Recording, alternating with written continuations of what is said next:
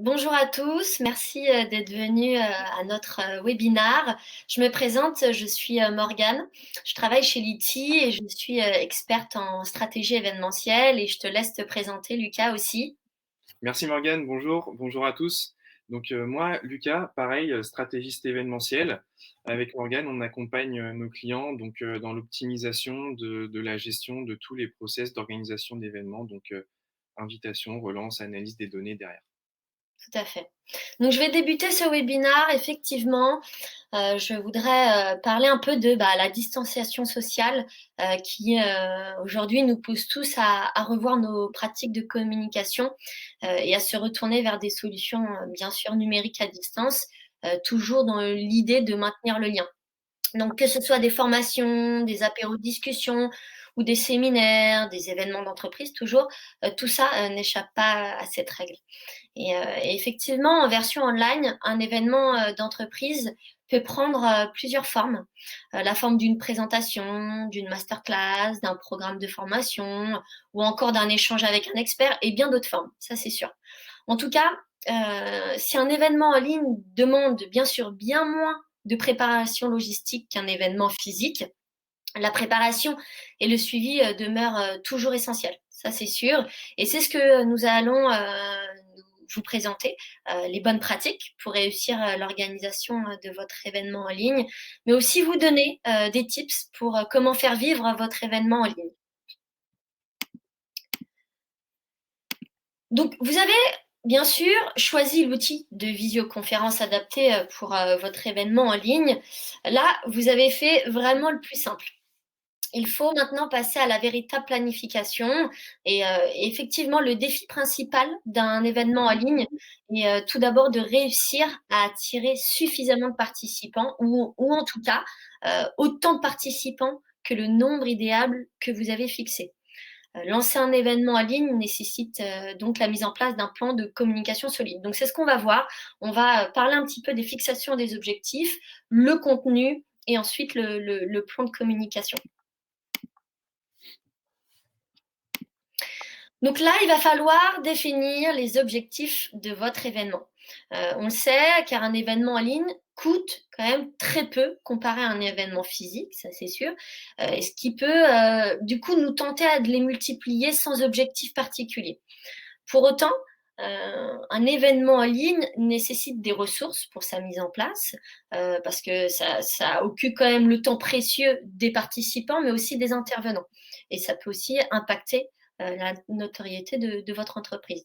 Donc là, il est vraiment indispensable de se demander en quoi votre événement sera utile, que pourra-t-il apporter aux participants et que va-t-il apporter aussi à votre entreprise et bien sûr, comment rester en lien avec ses prospects. Bien d'autres sujets. Ici, il y a on voulait vous présenter quand même quelques exemples d'objectifs. Bien sûr, un événement en ligne peut servir à alimenter votre base de leads, à faire progresser vos prospects le long de votre cycle de vente. Ça peut aussi générer des idées de contenu lors d'une session de questions et réponses, par exemple. Ça peut aussi resserrer les liens avec nos équipes. Ça, c'est encore plus vrai dans les temps de confinement, par exemple, ou alors encore à garder le lien avec votre communauté, qu'il soit d'ailleurs client ou partenaire, d'ailleurs. Pour fixer des objectifs pertinents, n'hésitez pas à utiliser la méthode SMART. C'est là que j'aimerais qu'on fasse un petit point si vous ne la connaissez pas. Donc, plusieurs choses pour cette méthode SMART. S d'ailleurs pour spécifique et simple. Parce que votre objectif, pardon, il doit être adapté à chaque événement.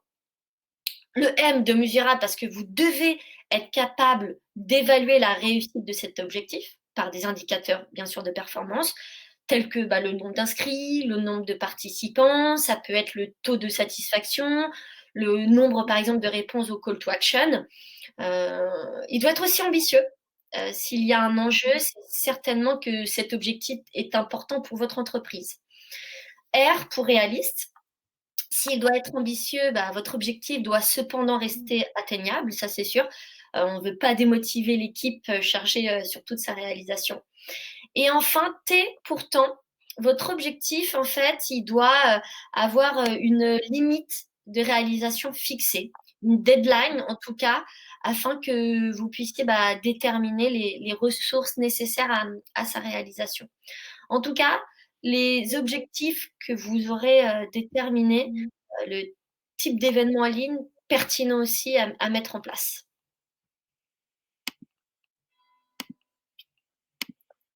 Donc, alors maintenant, on va passer au deuxième point en ce qui concerne le contenu de vos communications jusqu'à votre événement.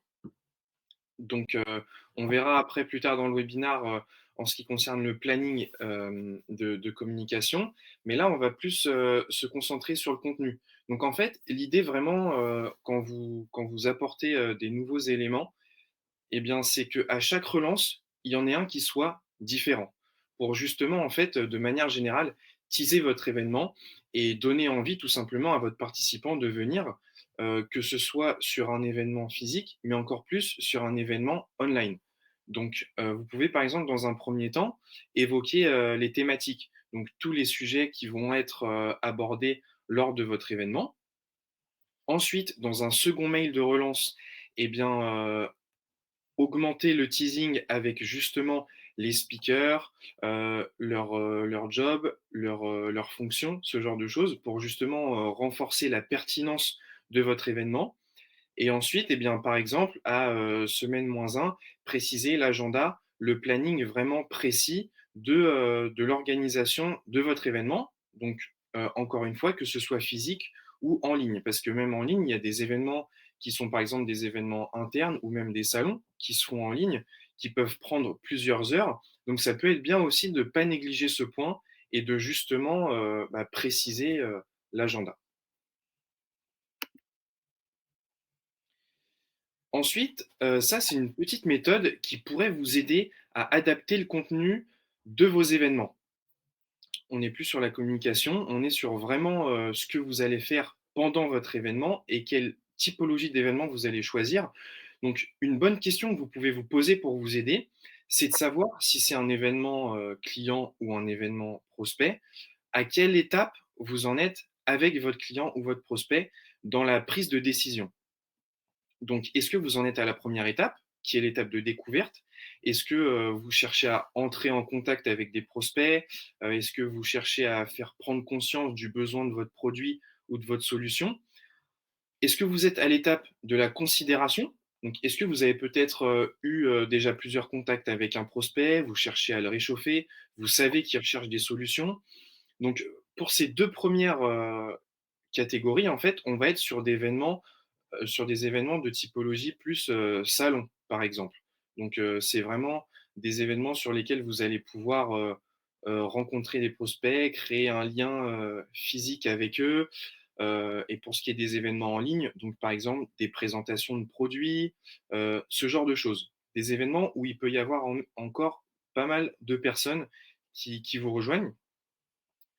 Ou alors, on rentre dans la troisième étape, qui est l'étape de décision, la phase 3. Est-ce que vous savez que là, vous avez eu plusieurs contacts avec votre prospect, il y a eu plusieurs échanges, vous savez qu'il y a un intérêt pour vous, en fait, et est-ce qu'il est en train de comparer des solutions?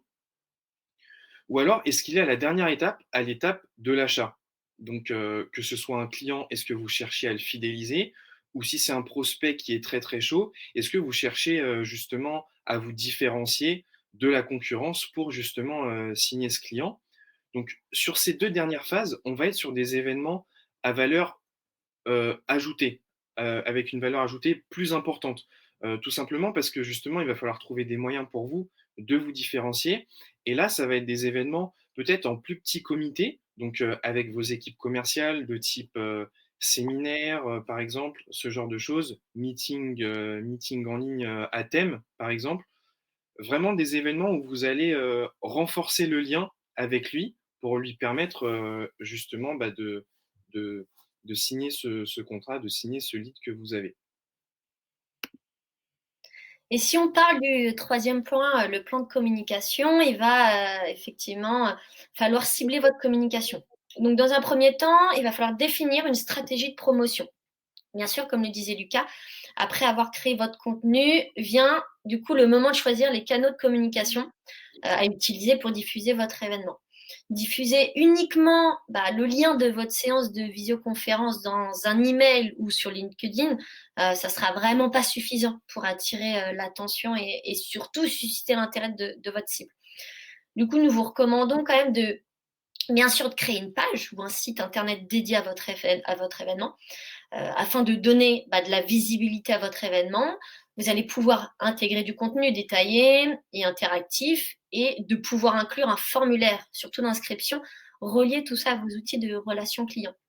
Ce qui vous donnera du coup une vision en temps réel des inscriptions et vous permettra à la fois d'estimer le nombre de participants en amont et de vous adapter en conséquence, de contacter peut-être ces participants avant l'événement pour créer du lien ou faire du teasing et aussi ainsi que d'évaluer la performance de votre communication et d'intensifier ou pas les relances si nécessaire pour un peu augmenter le nombre de participants à votre événement. Il va falloir aussi cibler votre audience. Essayer de toucher le plus de personnes possible pourrait vous être quand même préjudiciable, car votre communication ne générera pas davantage de participants. Elle pourrait même impacter votre réputation en étant perçue comme un spam. C'est pas du tout l'objectif. Et notamment, ça, c'est sur la partie, je voudrais faire un focus sur la partie emailing. Là, il s'agit de définir avec précision votre liste de diffusion. Je vous invite d'ailleurs à ce sujet à consulter notre article ou notre webinaire qui parle effectivement d'optimiser la délivrabilité de vos emails, bien sûr pour dynamiser vos événements. On vous présentera là-dessus 10 bonnes pratiques à appliquer pour optimiser vos campagnes d'invitation. Mais là, ce n'est pas le sujet, mais c'est un point quand même important.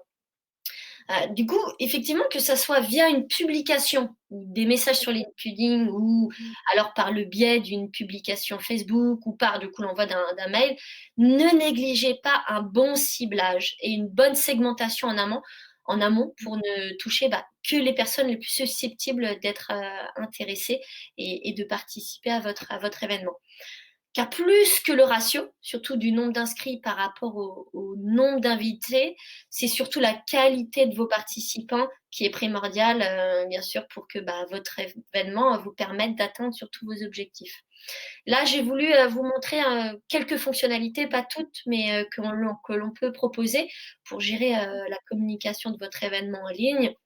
Bien sûr, on parlait de la liste de diffusion qualifiée, mais vous allez pouvoir envoyer des invitations personnalisées en communiquant les informations nécessaires, le contenu, le sujet de votre événement.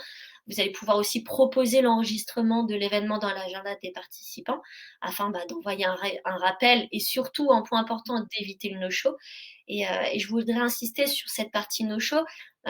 Pour le réduire, on peut aussi programmer des relances par mail ou par SMS selon une périodicité, bien sûr choisie. Par exemple, vous pouvez faire 3 relances avant l'événement, J-3, J-1, par email ou alors aussi, par SMS, 1 heure avant, 5 minutes avant, leur dire: «Attention, la visioconférence, va débuter». Excellent, merci Morgane. Alors, du coup, maintenant, on va se lancer en fait sur un petit focus de Liveness, qui est une solution clé en main que vous pouvez mettre en place en fait lors de vos webinars ou autres événements en ligne, euh, ayant pour but d'être plus interactif en fait. Ça vous permet d'être plus original et de toucher une nouvelle cible, du coup, qui devient de plus en plus digitale. Donc, on va vous présenter les petits tips que notre partenaire propose, puisque du coup, nous, c'est avec eux qu'on travaille pour les clients qui souhaitent bénéficier de leur outil le jour J de leurs événements, que ce soit virtuel ou que ce soit physique, pour faire des webinars à un moment qui soit plus interactif. Alors, donc dans un premier temps, cet outil vous permet de créer un espace de communication qui soit digital et dans le cloud pour publier vos événements en les digitalisant. Donc, vous proposez un outil innovant qui vous permet de mieux communiquer. Dans un premier temps, en touchant une audience qui se digitalise de plus en plus. Donc, vous pouvez toucher le public qui soit dans la salle ou le public à l'autre bout du monde qui est en train de suivre votre événement en ligne. Et donc, ça amène une création d'interactions entre eux. Donc, vous pouvez, grâce à ça, récolter les interactions de tous les participants qui vont échanger justement en direct. Dans un second temps, Cet outil vous permet de partager votre contenu, donc de manière simple et intuitive, toujours en fournissant des interfaces pour les participants, pour les intervenants, mais aussi pour les organisateurs. Donc, en ce qui concerne les participants, c'est se fait grâce à un lien pour participer depuis n'importe où. Vous pouvez également générer un portail pour l'événement. Donc ça, en fait, ça vous permet plutôt de centraliser toutes les informations dans ce même portail. Et en dernier lieu, un back-office pour les organisateurs qui permet de garder la maîtrise totale, en fait, si vous voulez, sur les outils de modération et de supervision en temps réel de toutes ces interactions pendant l'événement.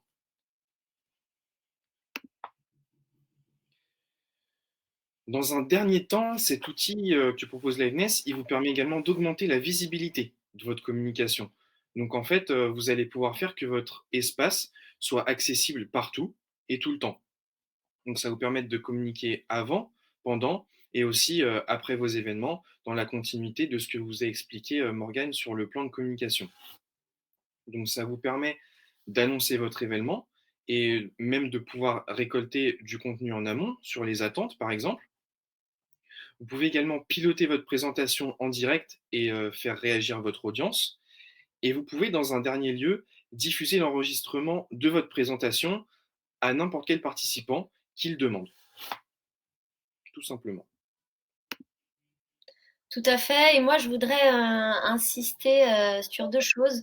La partie interaction, proposer à vos participants de l'interaction pour faire vivre votre événement, pour que tous vos participants deviennent en fait des e-participants, c'est-à-dire que vos spectateurs deviendront en fait après des vrais participants à votre événement. Et ça, c'est ultra intéressant. Du coup, vous pouvez faire par exemple des questions participatives. Les utilisateurs peuvent poster des questions en direct. Du coup, tout le monde peut voter pour celle qu'ils trouvent la plus pertinente. On peut faire même un classement par vote qui permettrait de faire ressortir des questions importantes. On peut parler de groupements aussi, de catégories, créer des catégories pour organiser un petit peu vos sessions de présentation. Les utilisateurs, ils peuvent poster leurs questions sur une catégorie spécifique, par exemple, et les messages sont ainsi après regroupés automatiquement en temps réel. Et là, vous pouvez faire le tri en fonction des thématiques. Faites aussi des sondages pour interpeller votre public, pour l'inciter justement à participer. Les sondages et leurs résultats seront du coup mis à jour en temps réel et vous pouvez répondre aux réactions de vos audiences en direct, hein, toujours. Et c'est valable aussi pour les questionnaires en live. Des questionnaires détaillés vous permettent de récolter l'avis du public. Publiez-les aussi au bon moment pour optimiser la participation et du coup, leur analyse vous aidera à améliorer votre communication aussi. Donc ça, c'est la partie interaction. Et je voudrais aussi qu'on fasse un petit point, un focus sur votre contenu. Faites vivre votre contenu. Publiez votre événement en digital. Ça veut dire que vous pouvez voilà, faire un diaporama, publier du coup vos présentations sous forme de slideshow. Vous pouvez créer des listes de lecture pour organiser un peu l'ordre d'affichage avec une télécommande PPT qui permet de piloter bien sûr la présentation. Faire aussi du streaming vidéo, intégrer des vidéos live ou même à la demande. Et comme ça, vous pouvez publier directement depuis les plateformes les plus populaires, YouTube, Dailymotion, etc. Deux autres points aussi, vos documents, vous pouvez uploader vos documents directement en ligne. Comme ça, les participants pourront les télécharger s'ils le souhaitent. Et puis, comme ça, tous ces fichiers, que ce soit Keynote, PDF ou PowerPoint, sont automatiquement convertis en diaporama. Et enfin, votre flux d'informations. Créez un fil d'actualité pour vos participants, comme ça, vous pouvez l'alimenter au fur et à mesure, bien sûr, afin de rythmer votre présentation. Et comme ça, les retardataires peuvent prendre la conférence en cours de route. Voilà, vraiment donner à vos conférences et à vos présentations vraiment une dimension digitale supplémentaire pour faire vivre tout ça.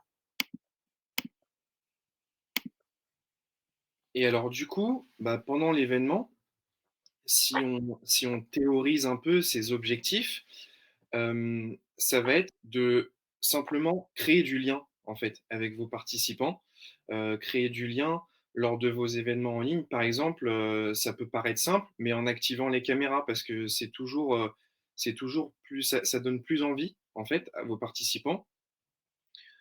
Vous pouvez également, pour créer du lien, organiser des événements qui soient spécifiques. Par exemple, il y a des choses en ligne qui se font, des visites de musées, des découvertes œnologiques, des cours de cuisine en ligne même. Il y a beaucoup de solutions qui vous permettent de créer du lien, même si vous n'êtes pas ensemble physiquement. Et donc, le second but, bah, c'est de les engager, vos participants. Et donc, pour les engager, bah, il y a quand même pas mal de solutions qui sont proposées par des outils comme Liveness pour tout ce qui est interaction. Mais vous pouvez également, si c'est un webinar classique, poser des questions dans le chat pour tout simplement les faire réagir et si vous voulez un peu attirer leur attention. Donc, soit les faire poser des questions, soit poser des questions et les faire répondre. Et pendant votre événement aussi, ce qui peut être bien, c'est de, à chaque fois, résumer les points clés, en fait, à la fin de votre présentation. Parce que quand c'est des présentations d'une vingtaine de minutes, le niveau d'attention peut être assez élevé. Mais si c'est long, il y a des points peut-être que les gens, bah, derrière leur ordinateur, auxquels ne font pas attention. Donc, du coup, à la fin, vous faites un petit résumé de tous les points importants de votre présentation. Et s'il y a des choses que des personnes ont manquées, bah, ça sera bien puisque du coup, ils auront un petit récap total de toutes les informations nécessaires. Donc là, ensuite, après votre événement, c'est important aussi de ne pas négliger cette étape et encore plus du fait que ce soit un événement en ligne. Parce que du coup, il n'y a pas eu de lien physique, si vous voulez. Et là, c'est encore plus important de leur envoyer des remerciements, des questionnaires de satisfaction. Donc, nous, comment est-ce qu'on vous conseille et ce qu'on vous suggère de gérer ça?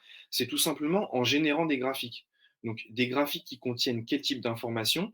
Donc, les feedbacks que vous pouvez leur proposer via une liste déroulante, 4-5 feedbacks, et des comparaisons surtout avec les objectifs que vous vous êtes fixés au début. Donc, ces deux informations, c'est primordial pour vous parce que ça vous permet, dans un premier temps, d'améliorer vos événements futurs et dans un second temps, de faire un recap et de voir où est-ce que ça a pêché sur les objectifs que vous vous êtes fixés avant votre événement. Si c'était par exemple en nombre de participants ou si c'était par exemple en nombre de générations de leads après l'événement. C'est un point qui est très important aussi. Et donc, dernier point, ça va être de suivre en fait l'efficacité de vos campagnes de communication. Donc, je m'explique plus précisément, suivre l'efficacité en fait en termes de chiffres.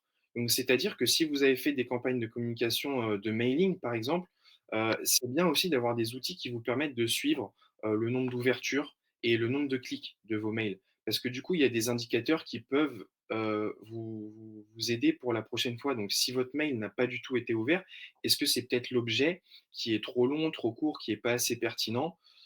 Ensuite, si c'est pas de clics, bah, ça va peut-être être un problème de contenu. Donc ça va vous permettre d'adapter en fait votre stratégie, après votre événement pour vous améliorer, tout simplement. Effectivement, Lucas, il est nécessaire, de planifier des actions claires et je voudrais insister sur un petit peu ce que tu disais, toutes ces actions-là et qu'il est quand même intéressant, d'avoir un outil de gestion d'événements. En fait, comme tout événement physique, hein, l'événement en ligne est quand même aussi l'opportunité de créer du lien avec les participants. Il est quand même du coup essentiel, suite à votre événement en ligne, de continuer à communiquer afin de maintenir le contact. Ça, c'est très important. Envoyer, du coup, automatiquement un email de remerciement. Ce premier mail post-événement, c'est quand même, l'occasion de demander aux participants de répondre à une courte enquête de satisfaction ou de répondre, directement, afin de fournir un avis détaillé et de poser toute question, supplémentaire et cela, ça vous permettra, d'identifier si votre événement a plu et quels sont les axes d'amélioration à envisager. On parle tout à l'heure, là je parle ici d'analyser la data. Ne laissez pas ces informations dans un fichier Excel. Intéressant d'intégrer par exemple notre solution à votre CRM ou à vos outils de marketing automation pour tracer et analyser les données. Ou ensuite, par la même occasion, de pouvoir voir la génération de business. Ceci ne pourra vraiment que renforcer du coup la qualité de vos données et donc in fine de vos événements. Ce sujet d'ailleurs sur les intégrations fait partie d'un autre contenu et d'un webinaire, donc je vous invite à, si ça vous intéresse, d'aller voir nos prochaines dates. En tout cas, si je reviens sur tout ça, la fin de votre événement marque vraiment le début de la phase d'analyse au cours de laquelle il vous faudra vraiment étudier les statistiques des mailings, vos taux d'ouverture de clics, les mails bloqués, pour du coup vous mettre à jour votre liste de diffusion. Ça, c'est important, et ainsi que les données d'engagement et de satisfaction de vos participants. Toutes ces statistiques, en fait, peuvent par exemple permettre de se demander quel suivi commercial mettre en place pour réduire le no-show. Les personnes qui n'ouvrent pas nos mails ou qui les bloquent, est-ce qu'on les supprime de notre base? Est-ce qu'on va les relancer? Toutes ces analyses-là, post-événement, vous permettront du coup de mesurer l'engagement de vos participants et de décider à la fin des actions à entreprendre pour améliorer votre stratégie événementielle et du coup de concevoir des événements en ligne toujours plus pertinents et performants. C'est ça le but.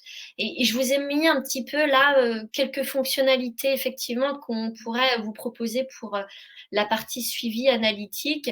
Là, vous pouvez du coup, grâce à l'IT, générer automatiquement des graphiques selon les réponses au sondage de satisfaction. Vous allez même pouvoir analyser par événement, quel événement a le mieux fonctionné, sur quels critères, est-ce que c'était la date, le contenu. Vous pouvez même aussi analyser vos participants, quel type de participants, prospects, clients ou partenaires d'ailleurs, est le plus actif et le plus susceptible de participer à votre événement. Et après, si on va vraiment plus loin avec l'intégration avec votre CRM, là, il y a énormément de choses à faire avec cette data-là, mais comme je le disais, ça fait partie d'un autre contenu.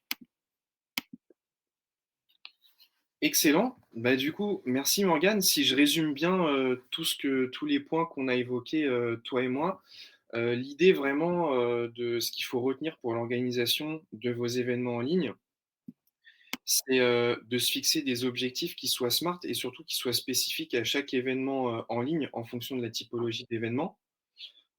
Trouver des moyens qui soient créatifs pour engager nos participants. Après, toujours bien sûr en restant dans notre cohérent avec notre image de marque et notre secteur d'activité, mais trouver des moyens créatifs de les engager.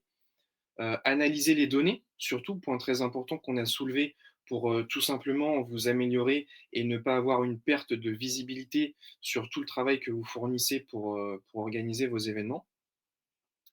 Tout ça étant possible justement en associant un outil, par exemple Webinar, à un outil de gestion d'événements, comme l'ITI.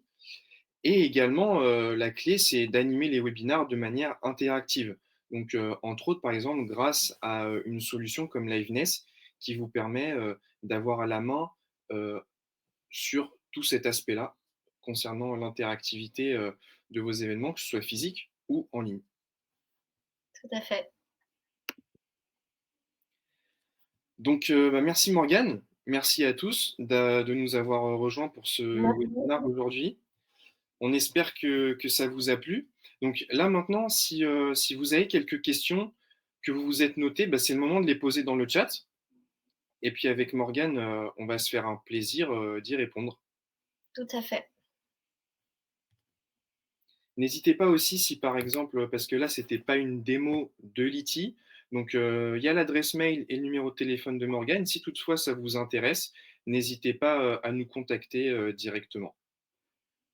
Comme ça, on se fera une démo personnalisée sur le sujet. Avec grand plaisir. Tout à fait. Merci à tous en tout cas. Merci Morgane.